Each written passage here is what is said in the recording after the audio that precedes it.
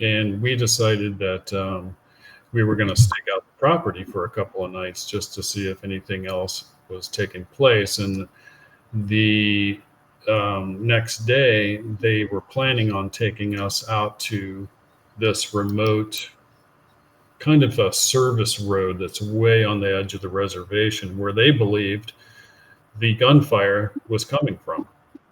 And there's a railroad track out there that runs adjacent to all of this, or runs basically through the reservation. And so we were like, great. We camped out in the Hogan that night, and the next day they started to drive us out to this location. And it was probably around noon. I remember it being pretty hot because this was in the summertime. This was probably early August in New Mexico, so it was pretty hot. And we were driving down this road for a really long time, and we had two Navajos that were driving, one driving and the other in the passenger seat. And me and JC Johnson were in the rear of this little SUV, and we're driving down the road, and there's nothing and there's nobody. I mean, you talk about remote. You get out on some of these like Navajo Indian reservations, and they are so remote you can't believe it. Like you get out on some of those roads, and they're, first of all, it takes you a major like SUV to even get down some of these roads, and even when you do, there's nothing but the occasional sheep herder, basically. And that's how this road was, right? It was just a dirt gravel out in the middle of nowhere, and it was adjacent to this railroad track, and it's on reservation land, and we're driving and driving and driving, and we're miles out there. And I'm just thinking to myself, well, I hope the car doesn't break down out here because you're going to be hurt, Yeah. And way off, Definitely. yeah, and way off in the distance, we see this figure walking, not down the road, but on the side of the road, you know. And I look over on the side of the road, and it's like it's cactus and scrub brush and sharp, jagged rock. And like if you've ever been on New Mexico land in that area of northern New Mexico, it's like the worst kind of desert environment you can think of. Just sharp thorns. I had like a thorn that big go through a big work boot I was wearing, right? Oh, wow. So I mean, it's that kind of environment. And so I thought it was odd that this person was walking on the side of the road, just because it would be so hard to walk on the side of the road. And they're a ways away. It's not like we were getting close to where they just hopped off the side of the road. No, they were just strolling right along.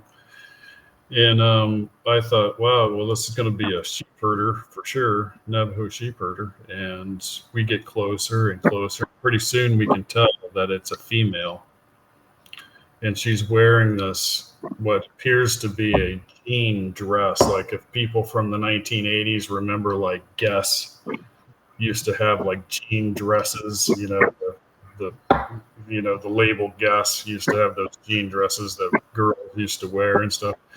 And and so she's wearing this jean dress, and we can tell that. And I'm just like kind of in shock.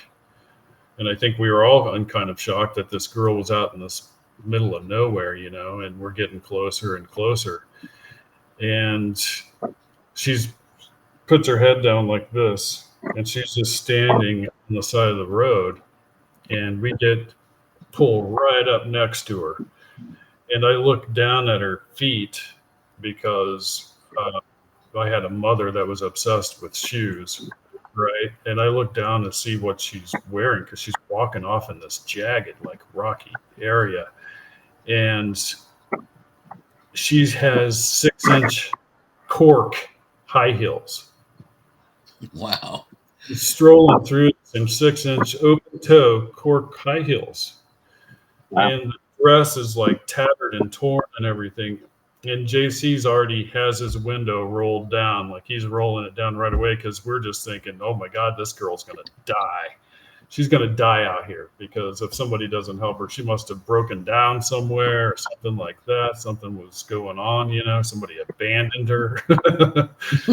All these things like rush through your head at the time, because you just can't believe it, And she's got her head down and her hair is down and everything, and it's kind of short cropped. And JC immediately out of his mouth, because he was such a gentleman, he'd give the shirt off his back. He was like, "Ma'am, are you okay? Can we help you?" And she looked up at us, and her eyes were completely, totally, utterly black. There was no white. And she gave Wow. us, and she gave us the most evil grin you've ever seen in your life.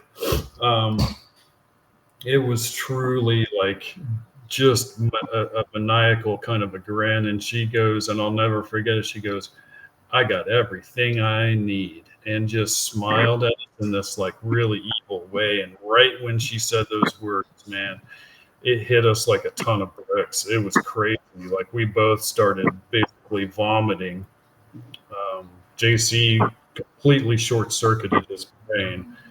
The Navajo just punched the gas and split up rock and everything else, and just started, zooming down the road. And a couple of miles down the road, I'm just like, "You got to stop. I got to get out and get some air," because I was just dying. I couldn't catch my breath. They get out, and I'm bent over on my knees, basically, like, got my hands on my knees and I'm bent over. And I puked. And I swear to God, I look up, and that girl is down the road walking towards us in an impossibly fast distance. Impossibly. Just couldn't be. I was just like, "You've got to be kidding me." And that totally freaked us out.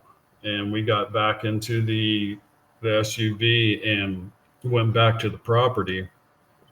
And they had to call like a Navajo holy man, to come and bless the whole like family and do all of this stuff, because they thought it was a desert demon or something like that we came across. It was later that people began to report the BEK phenomenon, and the idea that all over the country people were experiencing younger um, people with fully blacked out eyes, and they call them the black